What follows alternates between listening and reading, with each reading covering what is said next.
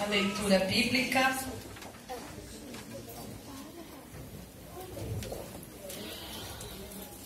Evangelho de Mateus, capítulo 24. Nós vamos ler os versículos 42 em diante. E depois nós vamos ler Lucas. Poderíamos ler também Marcos, mas vamos para Lucas 21.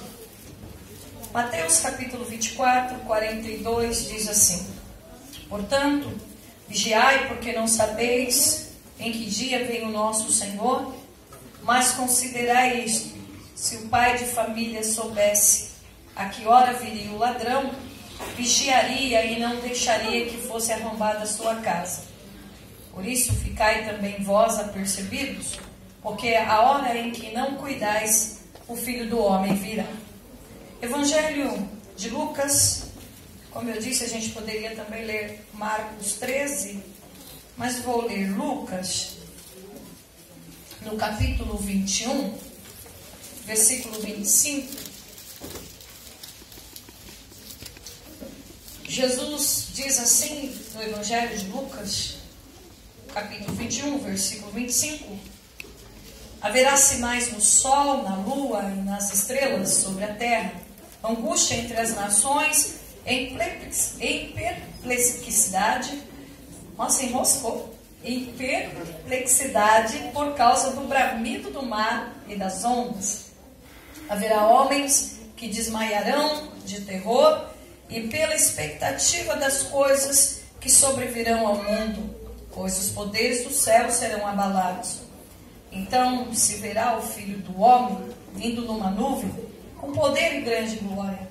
Ora, ao começarem estas coisas a suceder, exultai e erguei a vossa cabeça, porque a vossa redenção se aproxima. Ainda lhe propôs uma parábola, dizendo: Vede a figueira e todas as árvores, quando começa a brotar, vendo, sabeis por vós mesmos que o verão está próximo. Assim também, quando virdes acontecerem estas coisas, sabei que está próximo o reino de Deus. Em verdade vos digo que não passará esta geração sem que tudo isto aconteça. Passará o céu e a terra, porém as minhas palavras não passarão. Oremos ao Senhor. Senhor, nós queremos tributar a Ti toda a glória, todo o louvor.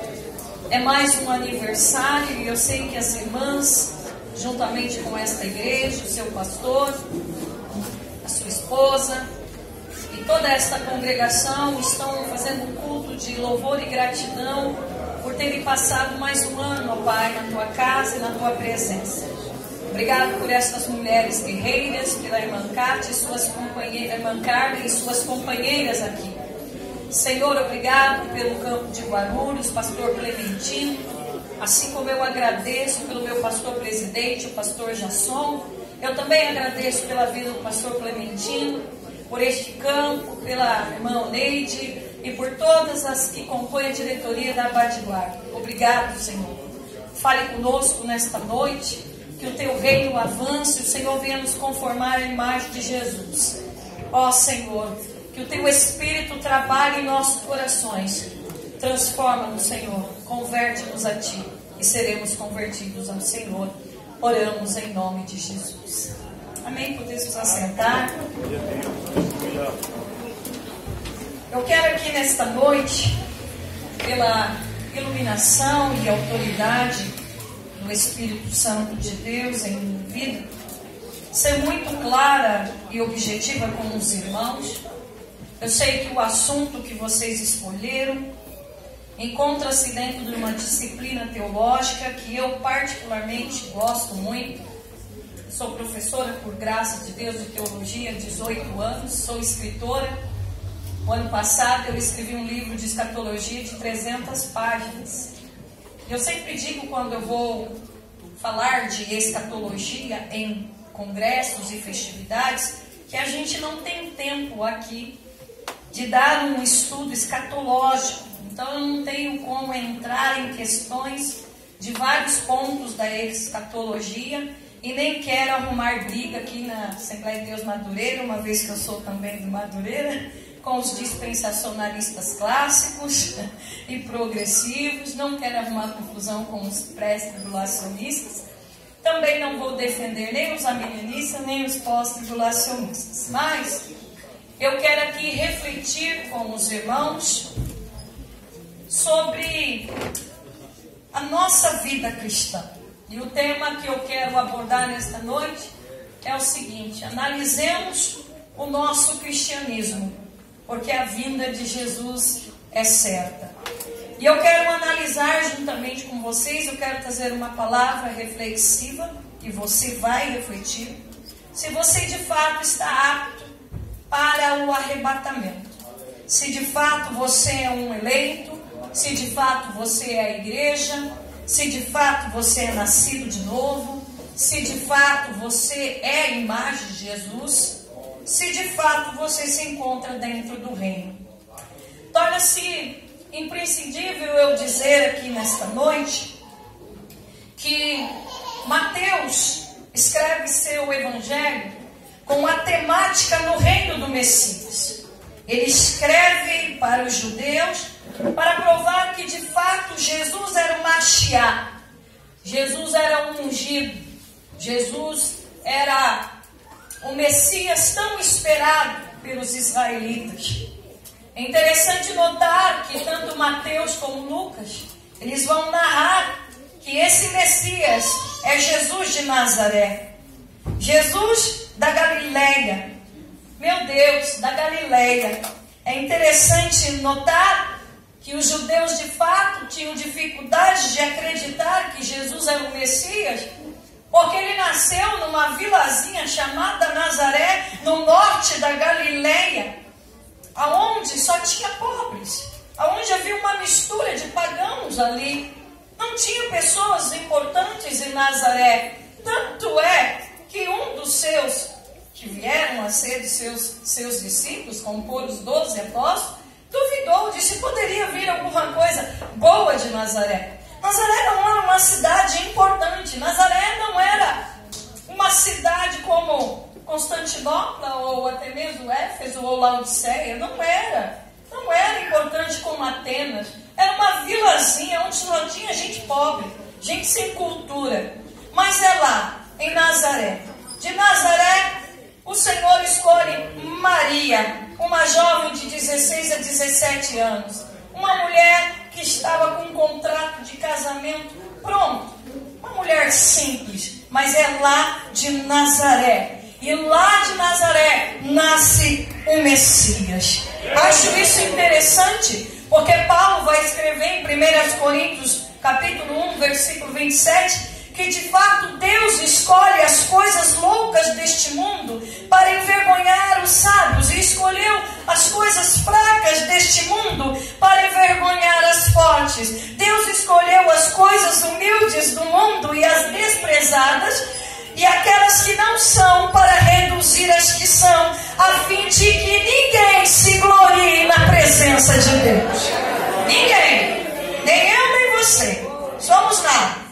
Deus não quis que Jesus Cristo nascesse de uma cidade importante, nascesse na cidade central em Roma. Não, ele nasce de uma sociedade humilde, escolhe uma moça humilde para manifestar a glória que só lhe pertence.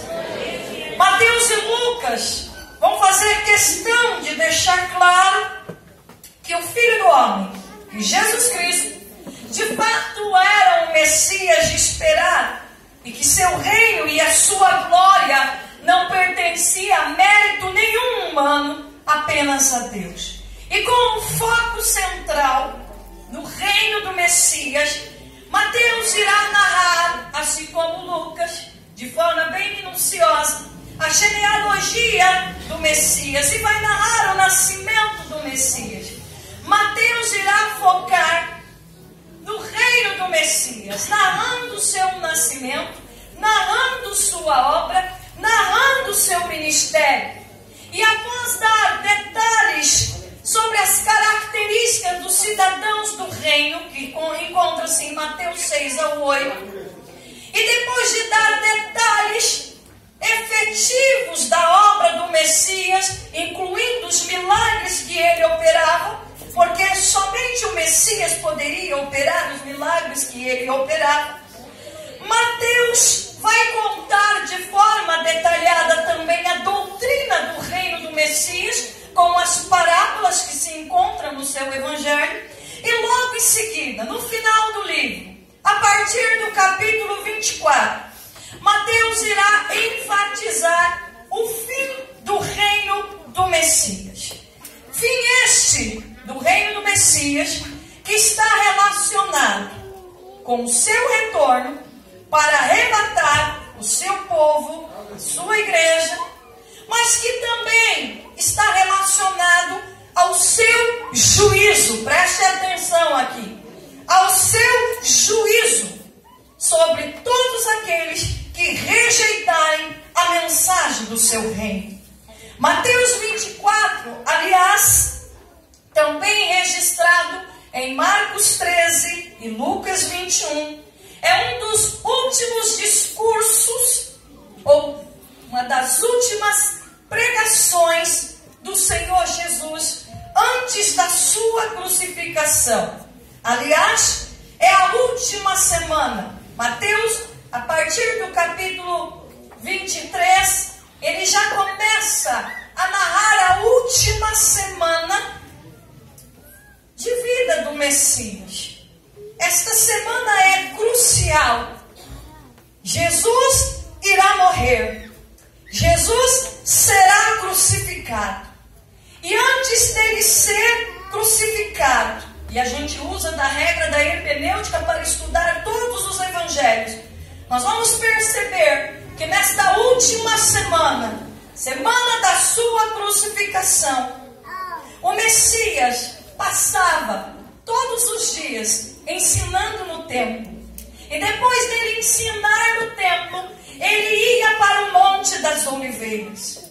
E o texto que vocês escolheram para esta noite irá nos relatar que após Jesus ter saído do templo, como ele fazia nesta última semana, ele ia de manhã e ele ia explanar a sua palavra. Ele ia ensinar as questões do seu reino. Ele ia pregar aquilo que João Batista havia pronunciado: arrependei-vos e crede no Evangelho.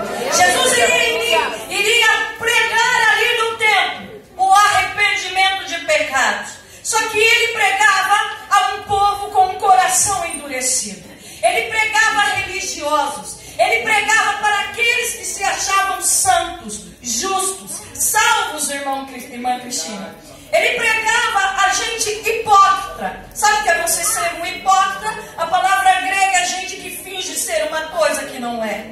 Ele pregava para a gente que compreendeu de forma totalmente errada o Antigo Testamento. Exteriorizou a palavra e não permitiu que a palavra mudasse o caráter. Gente hipócrita, gente que mente, gente que é falsa, gente que é lasciva, gente que se prostitui, gente que tem adultério no coração, mas que finge ser um salvo, finge ser santo, finge ser regenerado, gente religiosa, gente que acorda cedo e vai orar, gente que acorda cedo e continua a cantar, gente que acorda cedo e vai para o templo fazer as suas orações, gente que se preocupa com o estereótipo, gente que também até estuda escribas, doutores da lei, teólogos, mas sem nenhuma transformação de caráter.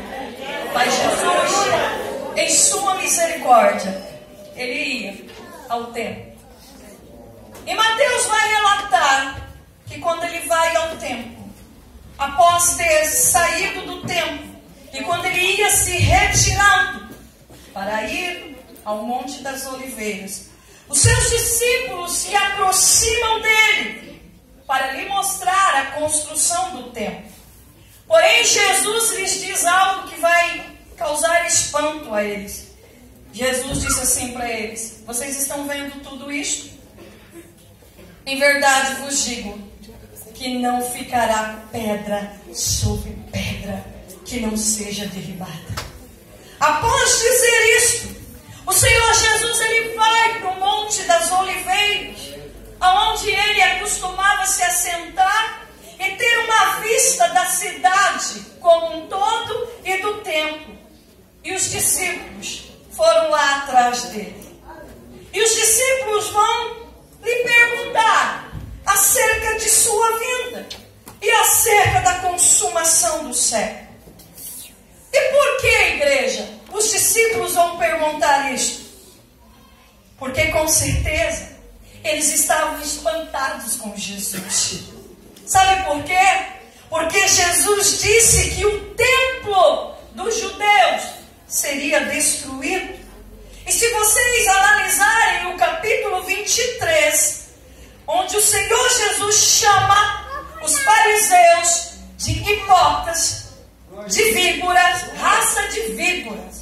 No grego são serpentes venenosas, ou então a raiz grega puxa, aqueles que são descendentes de Caim, gente má, gente cruel, gente assassina, gente que estava usando da palavra, ao invés de trazer vida, matavam, colocavam jugo sobre o povo que nem eles mesmos conseguiam suportar.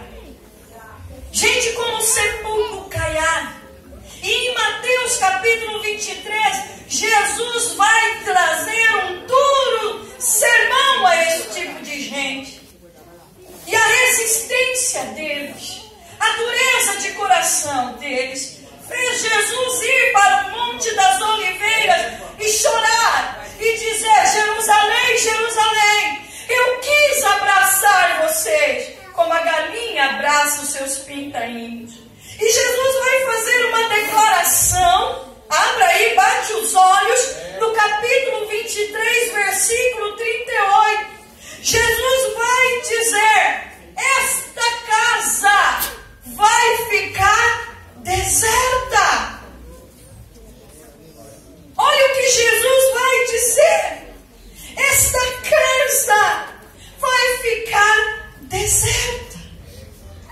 Mais uma vez eu tenho que usar das regras corretas de uma hermenêutica e dizer a vocês que esta declaração de Jesus provocou espanto aos discípulos. Os discípulos, aliás, Marcos capítulo 13, no versículo 3 e 4, que nos ajuda a compreender isso, vai nos dizer que Pedro, Tiago, João e André, não foram todos os discípulos, foram 4. 4 discípulos espantados. Talvez os outros não tiveram coragem de chegar e perguntar. Mas esses 4, quando eles ouviram, eles viram Jesus discursar aos fariseus, bater de frente com a cúpula religiosa. Jesus era corajoso. Vamos aplicar para o dia de hoje? Ele virá para vocês como eu estou aqui e dizer: ei, vocês são hipócritas, raça de víbora, vocês são religiosos. O que é que vocês iam fazer?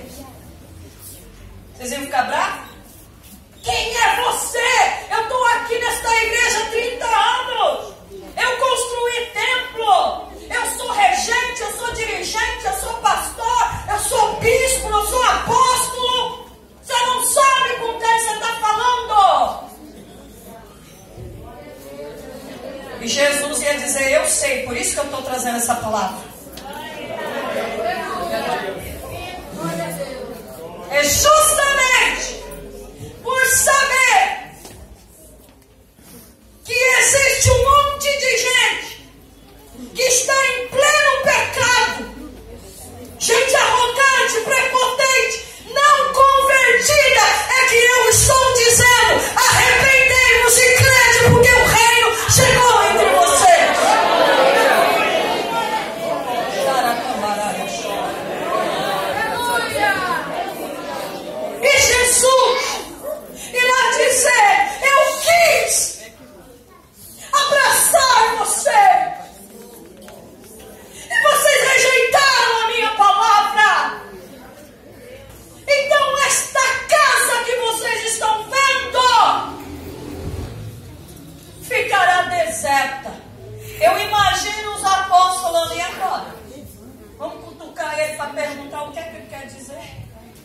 foi Pedro, Tiago, João e André, os espertos. Eles foram lá falar. Jesus estava saindo do templo, se retirando para o Monte das Oliveiras. Eles pegaram Jesus pelo braço e disseram: vem cá, ó. Não, mas eles queriam perguntar, Alda, por que Jesus tinha dito que a casa está deserta. E eles, inconformados com isso, começaram a mostrar a grandiosidade do templo, da construção. Meu Deus do céu! Como que Jesus pode dizer que um templo semelhante ao templo de Salomão, como Jesus está louco? O templo de Salomão foi destruído, mas quando Zorobabel voltou do exílio, ele reconstruiu uma casinha meia boca. Não tinha prata, não tinha ouro. Agora que finalmente, a partir do ano 29, até mesmo antes do nascimento de Jesus, ele está louco. Herodes, um Edumeu, um parente nosso, parente dos judeus, descendente de Esaú. Finalmente a gente tem alguém na política que vai construir um templo como este. Jesus está louco. Só os muros deste templo, para os muros deste templo foram trazidas pedras do exterior. Para a construção deste templo foi trazido ouro, prata, mármore. Vem cá, Jesus, você está louco. Você vai ter que retroceder no que você está dizendo. Olha aqui as maravilhas desta construção. Você está louco, Jesus. Herodes está acabando de reformar o templo. Está no finalzinho do templo, da restauração deste templo. E Jesus tinha dito: a casa vai ficar deserta. E ficaram mais espantados ainda, porque Jesus vai dizer: a casa não vai só ficar deserta, o templo vai ser destruído.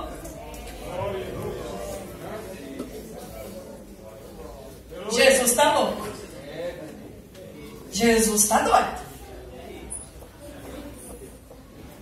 Por que eles ficam espantados? Porque na mente dos discípulos, se o lugar da adoração, entre aspas, se o lugar do símbolo da presença de Deus ia ser destruído, se o lugar do culto iria ser destruído, Jesus só poderia estar falando do tempo do fim. Jesus só pode estar falando que tudo vai acabar.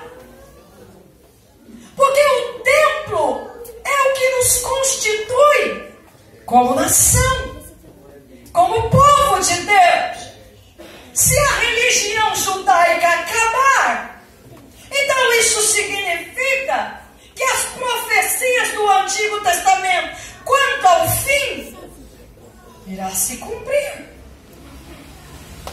Acreditamos que os discípulos, por terem as profecias de Ezequiel na mente, a partir do capítulo 40, que fala da restauração do reino messiânico e a glória de Deus no templo, eles devem ter pensado: só pode ser o fim.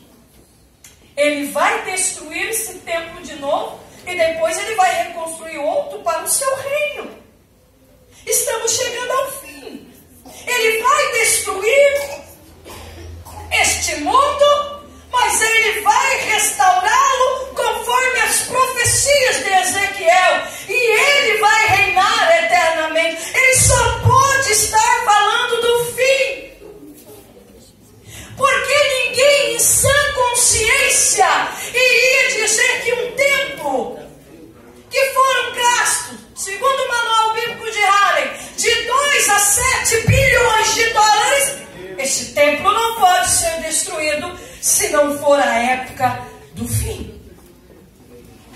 E aí os discípulos, eles vão levantar futuro. E as questões eram: Jesus, que sinal haverá do fim do mundo? Quais são as coisas que assinalam o fim do mundo? Terceiro, quando irá suceder estas coisas? E aqui eu quero enfatizar algumas coisas com os irmãos. Jesus vai começar a responder. E as respostas de Jesus vão se dividir em 3 blocos.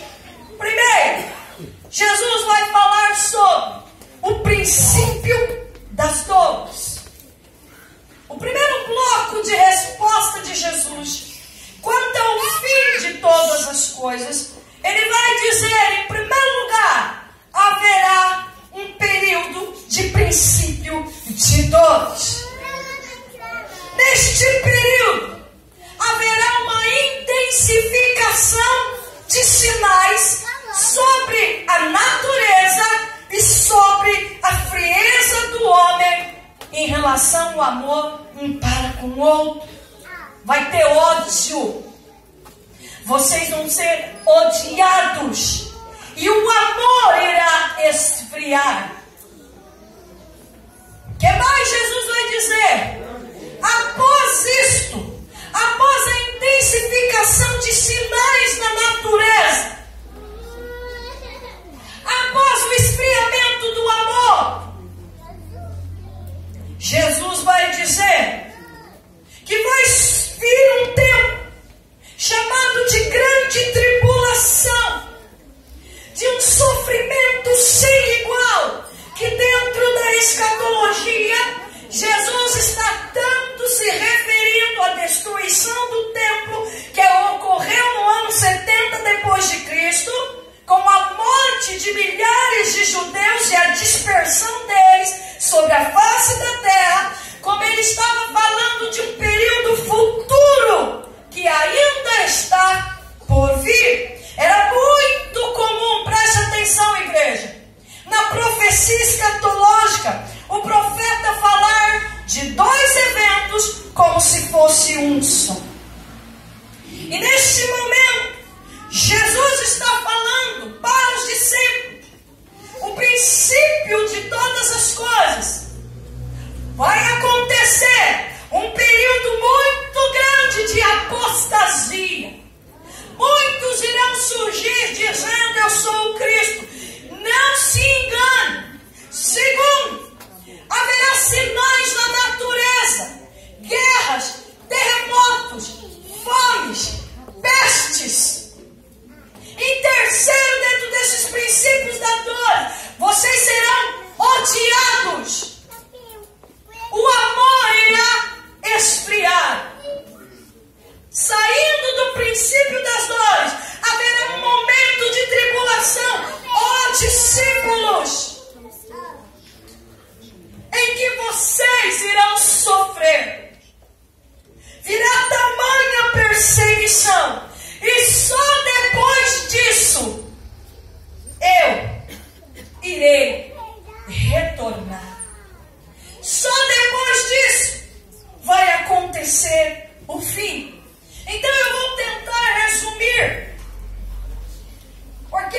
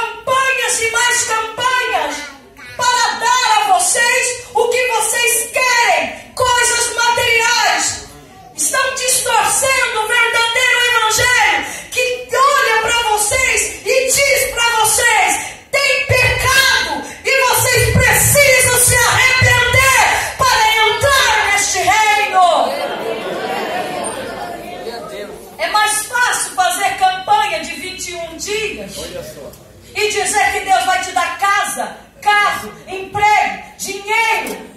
É mais fácil dizer que Deus vai realizar seus sonhos do que dizer a todos vocês que o Evangelho exige de você renúncia, que o Evangelho exige de você mudança de caráter, que o Evangelho exige de você abandono de pecado.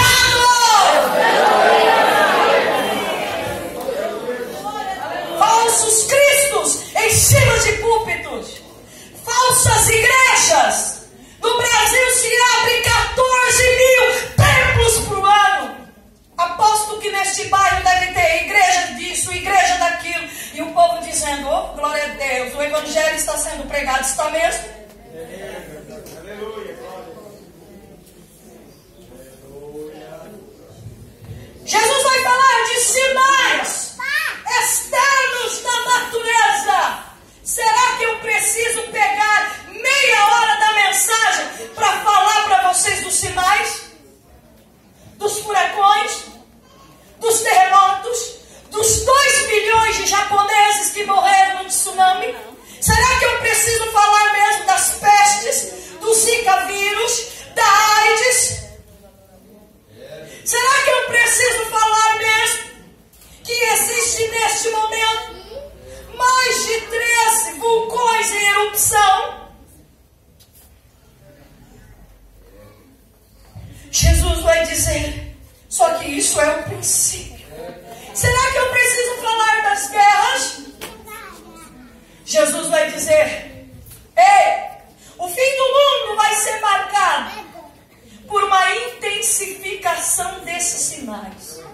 E vocês serão odiados. Haverão escândalos. Haverão traições.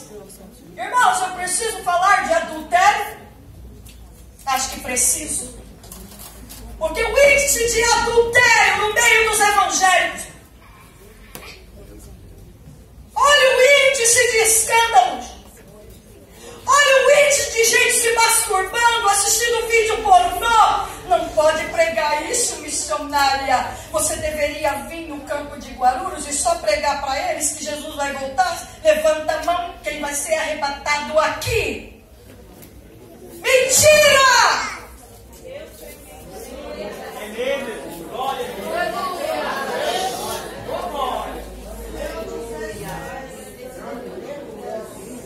Preciso falar do número de fornicações. Preciso falar mesmo, meu irmão e minha irmã, da lascívia que está no nosso meio, da sensualidade que tomou conta. Preciso falar mesmo da sua negligência. Preciso falar mesmo que não há mais praticamente orações, quebrantamento. Preciso dizer mesmo que 51% da nossa liderança não leu a Bíblia de Gênesis e Apocalipse e não conhece o texto bíblico. Preciso falar mesmo de maridos irresponsáveis que não ensinam a palavra de Deus na sua casa, para suas esposas e para seus filhos. Preciso mesmo apontar o número de lésbicas e de homossexuais no nosso meio. Preciso apontar os escândalos sexuais nos púlpitos das igrejas. Desperta! Se isso não é sinal, acorde. Jesus irá falar de sinais externos e internos, apostasias, mas deixa eu correr. Jesus vai dizer neste sermão, ei, discípulos, vai se cumprir a profecia de Daniel 9, versículo 27. A abominação da desolação virá um tempo de angústia, um tempo de tribulação, um tempo terrível. Deixa eu parar um pouquinho aqui. Você quer ver eu ficar nervosa? brava, irmã Cristina. Essas campanhas de gente que pega os números da Bíblia, campanha de 21 dias de oração de Daniel. Vamos entender por que Daniel orava? Gente, acorda! Daniel, no capítulo 9, a narrativa diz que ele se coloca de joelhos. E por que ele se coloca em oração? Ele olha as profecias que Jeremias havia escrito. Estava dando tempo da volta do cativeiro babilônico. E Daniel, ele sabia que o seu povo havia ido para o cativeiro, porque eles negligenciaram a palavra, negligenciaram a aliança, se prostituíram aos deuses, se tornaram corruptos, imorais, infiéis a Deus. Jeremias, no capítulo 1, Deus teve que dizer para ele: Jeremias, eu te escolhi no ventre da sua mãe, porque eu quero que você tenha convicção do chamado profético, porque você vai profetizar a um povo rebelde, e você vai denunciar o pecado do país inteiro, você vai denunciar o pecado dos reis, o pecado dos sacerdotes, o pecado da população, Jeremias. Eles vão para o cativeiro, mesmo Deus levantando Jeremias, Isaías e os demais profetas, não deram ouvido. E Daniel, sabendo disso, pelo menos um profeta se coloca de joelho, e ele vai orar, e ele vai dizer: Senhor, nós só estamos vivendo isto porque nós quebramos os mandamentos. Nós só estamos vivendo isto porque nós desobedecemos a Ti. Mas, Senhor, por Tua misericórdia, não por nosso merecimento. Como é que pode subir gente aqui no púlpito, bater a mãozinha dele e dizer sobre hoje Deus vai fazer isso? Quem é ele?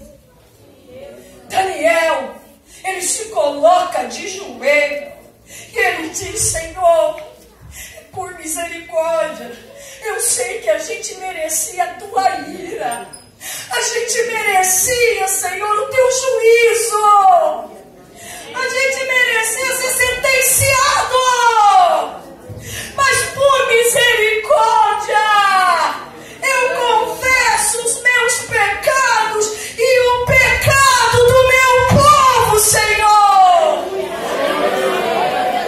Perdoa,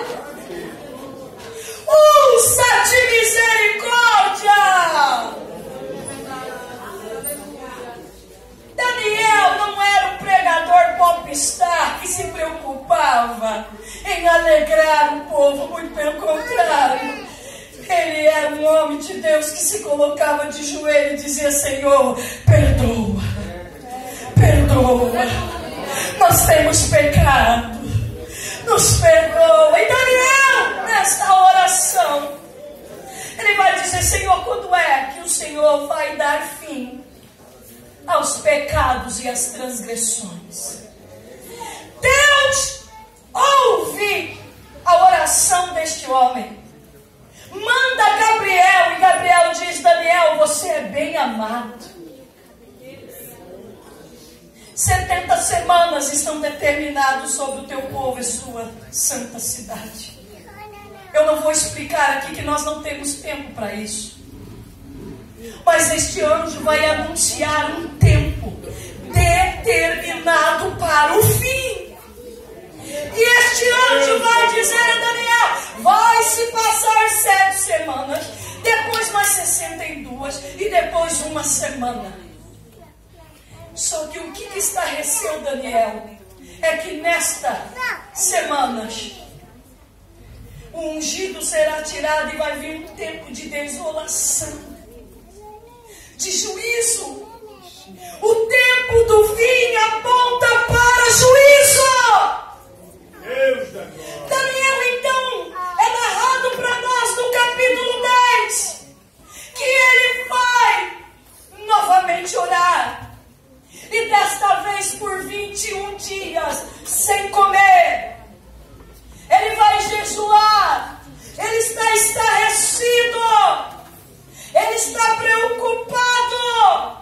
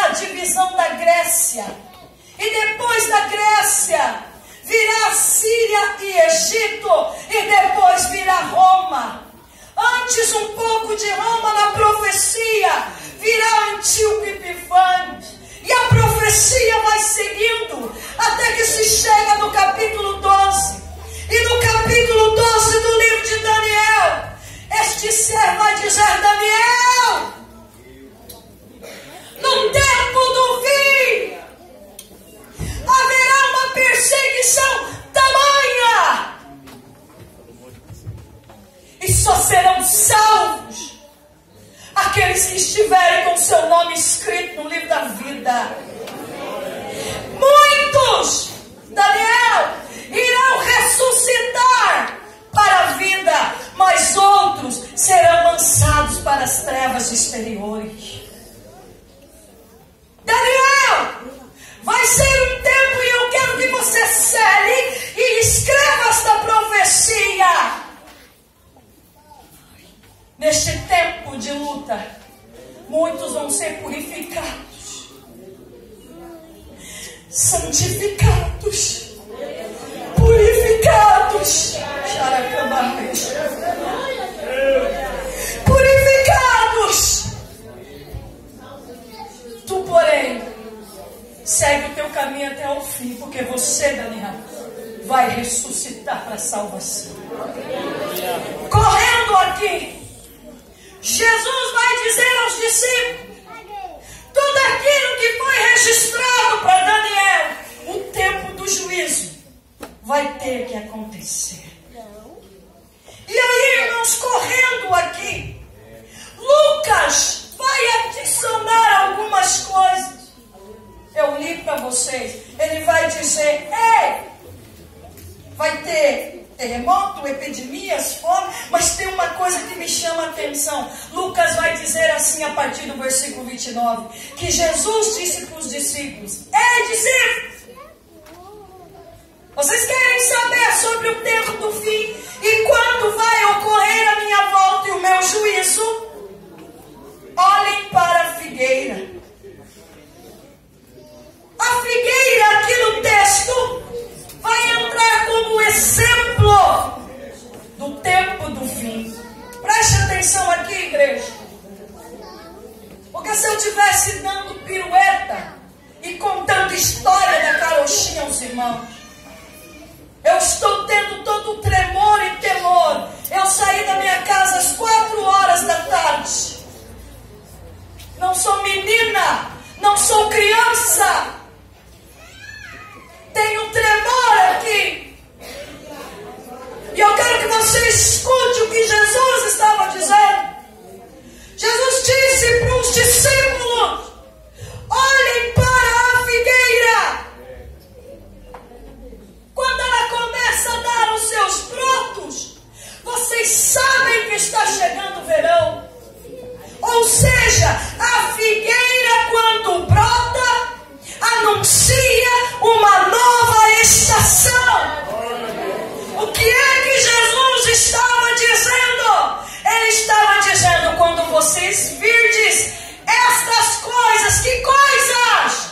Terremoto, peste, guerra, ódio, traição. Quando vocês perceberem estes sinais se intensificando, saibam que a minha vinda está próxima. E não passará esta geração. Muita gente vai tropeçar ao interpretar esta frase de Jesus. Muita gente vai errar. Por que Jesus está dizendo não passará esta geração? Jesus está falando assim no grego, no original. Ele está dizendo: a geração, preste atenção, que contemplar a intensificação desses sinais será a geração do arrebatamento. Por isto, Jesus vai fazer uma recomendação. E eu tenho mais ou menos 15 minutos para falar para vocês isso. Jesus vai dizer o seguinte: acautelai-vos, para que o coração de vocês não venha ser sobrecarregado de orgias, de embriaguez, de preocupações com este mundo, para que aquele dia não seja um laço para você, porque este dia virá sobre todos os moradores da terra. Que dia Jesus está falando? Ele está dizendo, e eu não tenho medo de errar, ele não só está falando de arrebatamento, ele está dizendo que o arrebatamento vai acontecer, mas vai acontecer ao mesmo tempo juízo. O juízo. Jesus está dizendo aos seus discípulos: cuidado vocês, para que o coração de vocês, para que as coisas do mundo, para que o teu trabalho, a tua faculdade, o teu casamento, o teu sonho, para que a tua religiosidade não tome uma proporção tamanha ao ponto de você ser sentenciado às trevas exteriores. Olha lá no texto, veja se eu estou mentindo. Jesus vai dizer: este dia vai ser terrível. Vigiai, porque vocês não sabem a hora em que o Filho do Homem virá. Mas quando ele vir, ninguém vai escapar do juízo que está estabelecido pelas profecias. Olha aqui para mim. Jesus vai dizer alguns sinais. Ele vai falar: o duro é que a minha vinda vai ser nos dias de uma geração semelhante à geração de Noé. Não vou pedir perdão a ninguém. Jesus disse que a geração que visse os sinais se intensificar é a geração do arrebatamento. Jesus disse a partir do contexto imediato de 24:32 que a geração que será arrebatada e sofrerá a ira divina, o juízo de Deus, é uma geração pervertida, imoral, semelhante à geração de Noé. O que é que nós estamos vendo? Mulheres com seios na rua. O que é que nós estamos vendo? Gays e lésbicas afrontando o nosso Rei e Senhor. O que é que nós estamos vendo? O Brasil na maior crise econômica de todos os tempos. O que é que nós estamos vendo? Pais contra os filhos e filho contra pai. O que é que nós estamos vendo? Uma geração de evangélicos que estão dormindo, entrelaçados com o pecado, entrelaçados com a lascívia, entrelaçados com a prostituição, entrelaçados com a política suja, entrelaçados com construções de templos suntuosos. Jesus está dizendo aqui nesta noite: arrependei-vos de crer no Evangelho.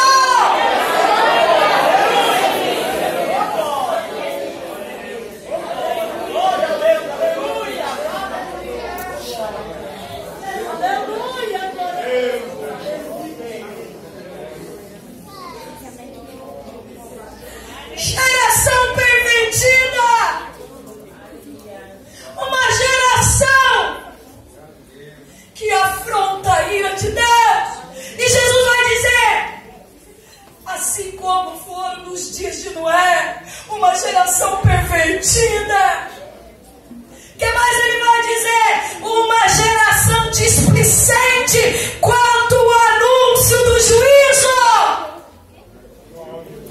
Noé, Pedro vai dizer, pregador da justiça, anunciava a verdade, mas o povo casava, o povo comia, o povo bebia.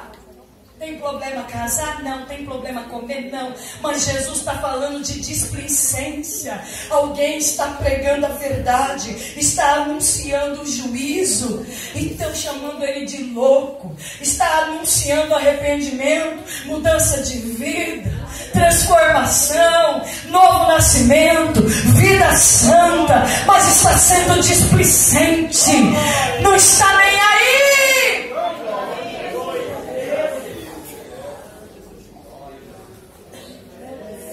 Jesus vai dizer: neste tempo veio o dilúvio e levou a todos. A palavra grega para levar, perapolai, que significa tomar para si.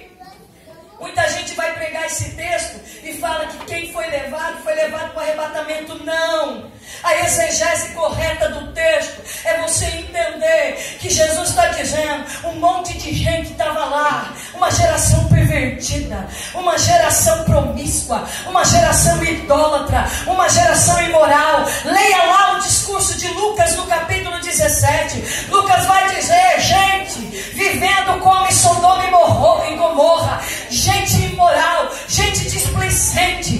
Chegou o dilúvio e levou a todos, matou a todos. Assim será na vinda do Filho do Homem. 2 estarão no campo, um será levado. Este que vai ser levado será levado dentro da regra aqui hermenêutica para o juízo.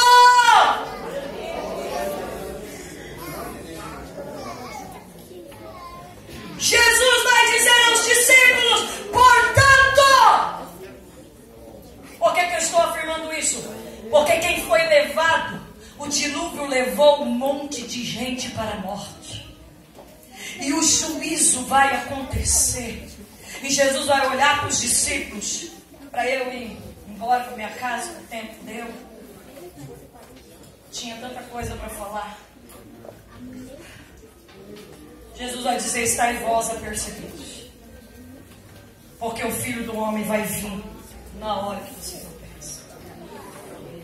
Jesus vai lançar parábolas e vai dizer: cuidado, não seja como o servo mau e displicente que o Senhor lhe responsabilizou para administrar a sua casa, e quando o Senhor voltou, achou ele maltratando os seus servos. Ele vai pegar esse servo negligente e vai lançar em trevas exteriores. Não seja como virgens imprudentes, que sabiam muito bem que eram responsáveis para iluminar o caminho do noivo, mas foram irresponsáveis. Não levaram consigo o azeite, que não tem nada a ver com o Espírito Santo aqui no texto. O texto aqui é de vigilância, o texto aqui é responsabilidade. Jesus está dizendo: não sejam irresponsáveis em relação ao anúncio da verdade. Não seja como pessoas que enterram os talentos. E quando ele fala de talento, ele não está falando: irmã, vocês que colocam esta palavra em culto de talento para multiplicar dom. Não tem nada a ver com dom. Jesus está dizendo de responsabilidade. Ele está dizendo: não seja responsável em relação à mensagem do reino, porque ele virá e vai separar os cabritos para a esquerda e as ovelhas para a direita. E quando ele vir, a análise dele vai ser como você se comportou com o outro. E ele vai dizer: eu estou te lançando nas trevas, porque você não deu de comer e nem de beber aos meus pequenininhos, apartados de mim, maldito, para o fogo eterno.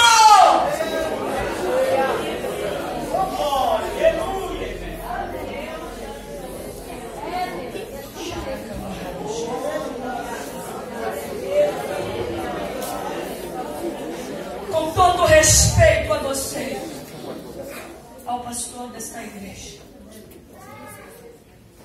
eu preciso aplicar pelo menos olhar para vocês e dizer: até quando nós iremos brincar com esta realidade? Até quando nós vamos brincar com a mentira? com a fofoca, com a falsidade, com a comercialização do evangelho. Lobos devoradores, cães que comem o seu próprio vômito, como Pedro vai dizer. Gente, nuvem sem água. Até quando vocês vão querer se enganar?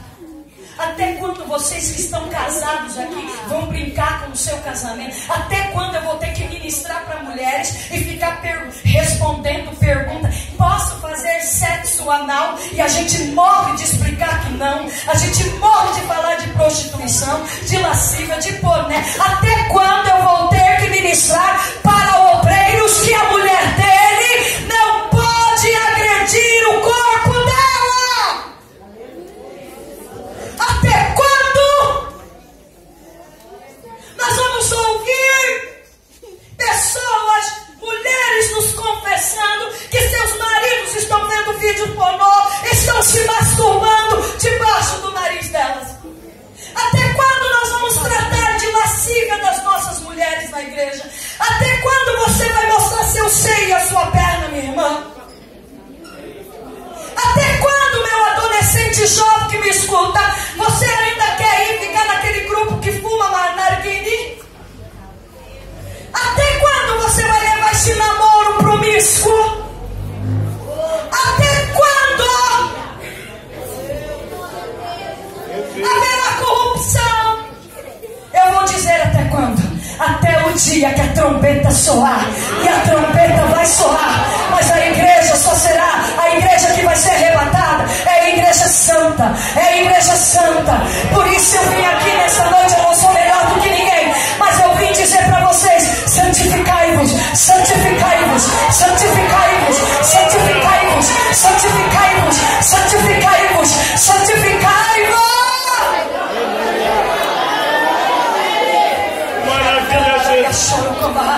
Se arrependa, confesse o seu pecado, não só adultério, mas a arrogância. O que derrubou o querubim? Arrogância, prepotência. Não pede perdão.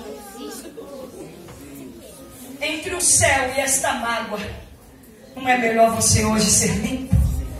Limpo, limpo, limpo, limpo, limpo, limpo, limpo, limpo, limpo, limpo, limpo, limpo, limpo. Seja limpo pelo poder da palavra. Seja limpo pelo poder da palavra. Seja limpo pelo poder da palavra. Seja santificado. Seja renovado, seja a igreja eleita, seja a igreja santa, seja a igreja repreensível. Olha como vai ser lindo aquele dia vai ser glorioso, a trombeta vai soar, e quem estiver com veste branca, branca, branca, lavada pelo sangue, olha o sangue do Cordeiro sendo jorrado aqui nesta noite.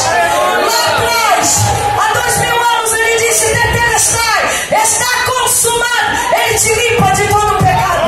O evangelho tem poder ainda. O evangelho tem poder. O evangelho tem poder. O evangelho tem poder.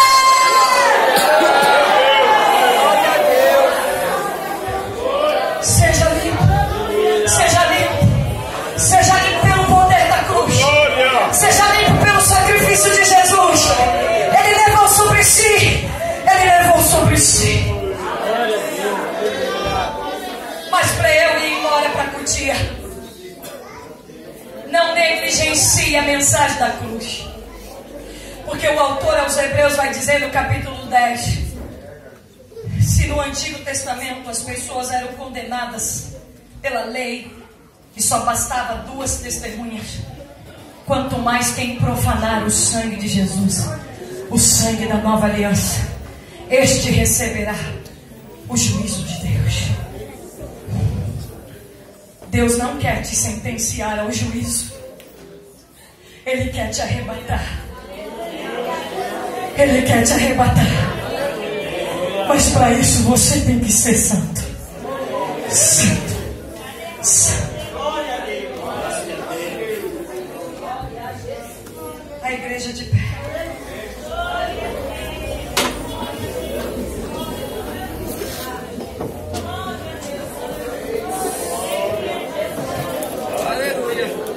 Xaracandaraya Xaracambarraia Chorocobaraia. Oh, meu Deus! Deixa eu confessar algo para os irmãos. Eu estou há muitos anos no ministério da palavra, mas meu coração nunca esteve tão triste. Eu não chego nem aos pés de Elias, de Eliseu, de Amós, de Oséias, de Isaías e de Jeremias. Nunca. Mas não tem coisa mais triste do que a gente ver as pessoas tão distanciadas da verdade. Tem gente que vai pregar e quer êxito para si. Olha, eu preguei e todo mundo elogiando. Fulano prega muito. Eu estou muito ouvindo essa expressão. Você conhece fulano? Fulano prega muito. E um monte de gente sem conversão, sem mudança. O que é que a palavra tem que provocar? Conversão. E eu vou dizer para vocês sem medo. Talvez você está há 30, 40, 50 anos dentro da Assembleia de Deus, mas você não se converteu. Porque você não consegue abandonar esse pecado. Talvez você é filho de crente, mas você não consegue abandonar esse pecado. E nós não estamos aqui para te envergonhar. Nós estamos aqui para dizer que a mesma luta que você tem contra o pecado, eu também tenho. Só que tem uma coisa. Eu vou para os pés da cruz. Eu vou para a cruz. E todos os dias eu entro numa guerra santa, como John Bunyan escreveu no século XVII.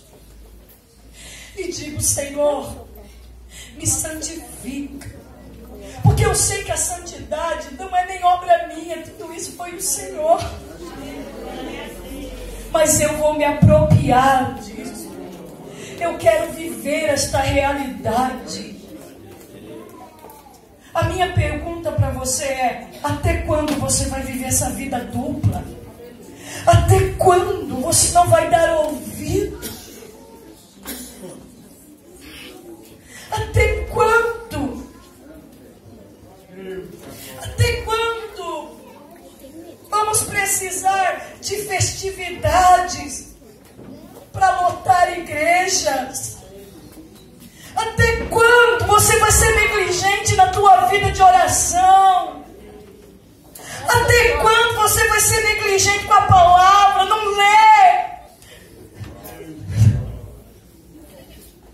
Até quando você vai ficar na expectativa de vir uma festa, para vir um pregador, para emocionar vocês? Entenda hoje. O Filho do Homem virá. Ele virá. Ele virá. Não é a tua viagem, não é o teu carro e nem a cura. Eu sei que muitos de vocês precisam, eu também. Mas você precisa, como igreja de Deus, começar a contemplar o que está por vir. A nova Jerusalém. Lá não tem mais choro, não terá choro, não haverá dor. O que tem que te movimentar a vir a este templo para adorar não é a missionária Elisete, não é essa festa, não são as canções, não é o teu cargo. O que te move, o que deve te mover aqui é que você é alguém agradecido, contrito. Você vem aqui para adorar porque você tem uma esperança. Você sabe que Ele virá e você é um adorador.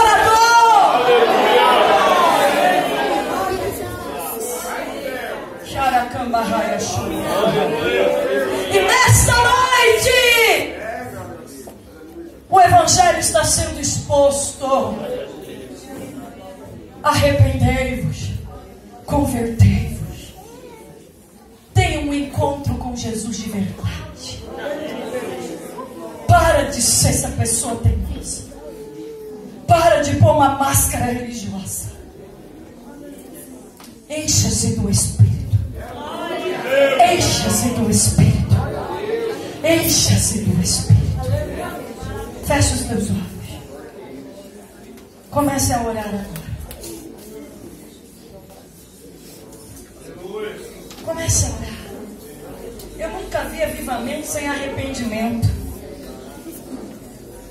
Eu não vim aqui botar fogo no povo. Eu vim aqui pregar o Evangelho. Sou pentecostal. Creio no renovo. Creio no dom de línguas.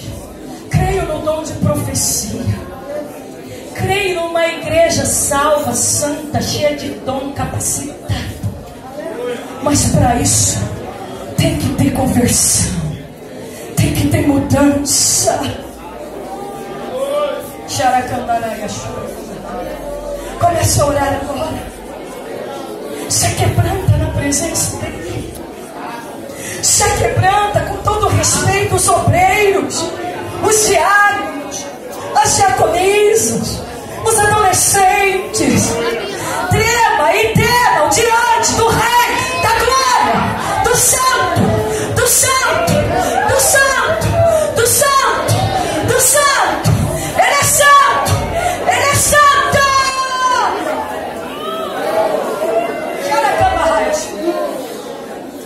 Ele é santo.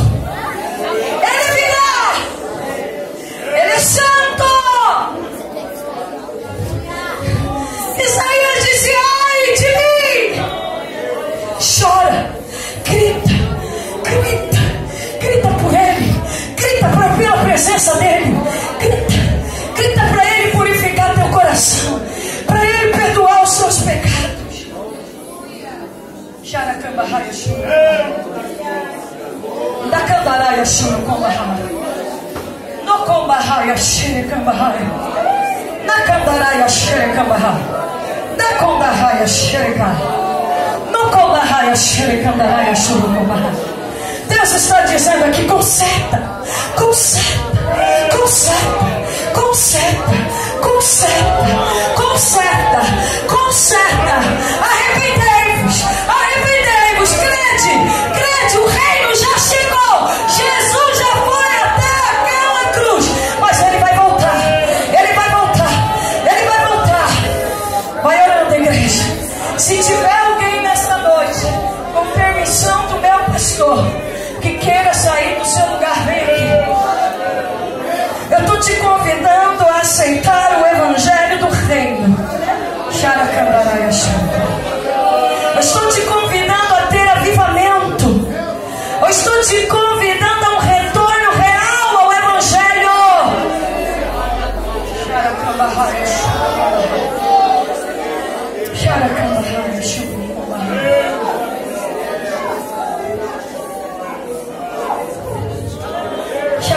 Eu estou te convidando a receber este Evangelho, o retorno fiel às Escrituras.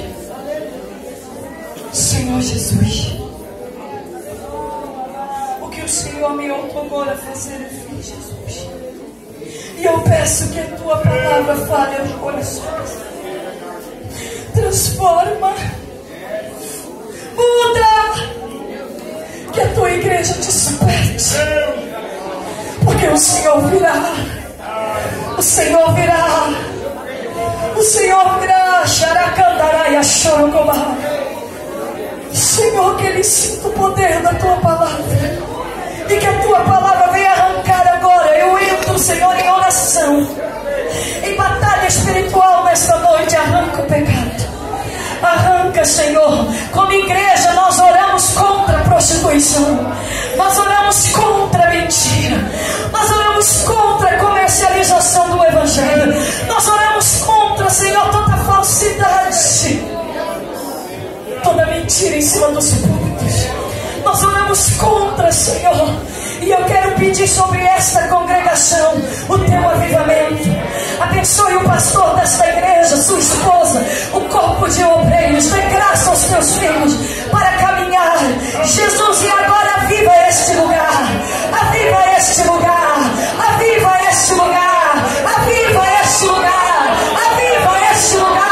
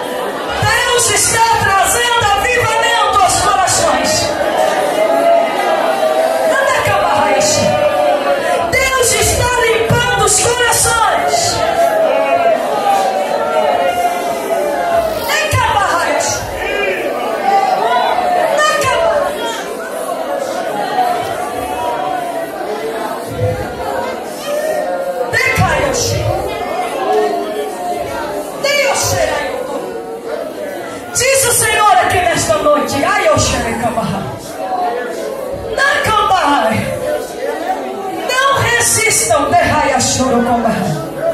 a minha palavra nesta noite.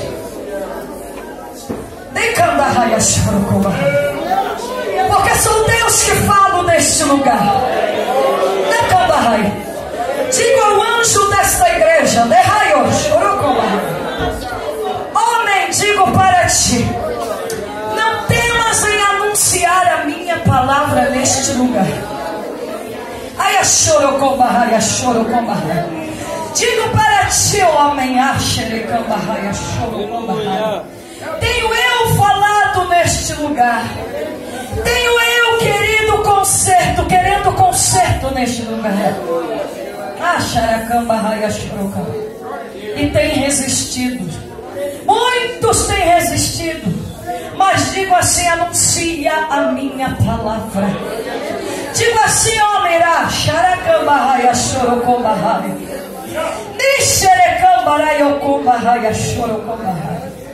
andei a xereca.